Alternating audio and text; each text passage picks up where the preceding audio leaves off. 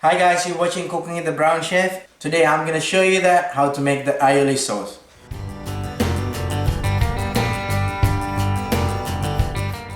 So first of all, I'm going to introduce the ingredients. So I got 150 gram of mayonnaise, 2 teaspoons of minced garlic. So I got the salt and pepper for seasoning. If you follow my channel how to make the mayonnaise sauce, you can find it out how to make the mayonnaise sauce.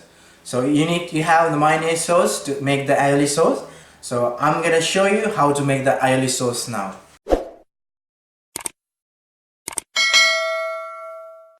I'm gonna add the 1 teaspoon of garlic, minced garlic, and I'm gonna mix it really well.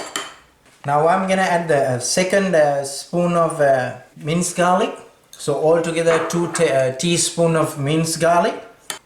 And I'm gonna add some salt and pepper for seasoning.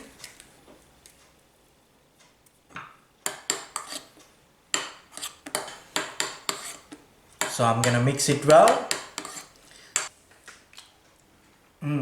Yeah, that's perfect. That's a perfect taste for that one. That's how we make the aioli, guys.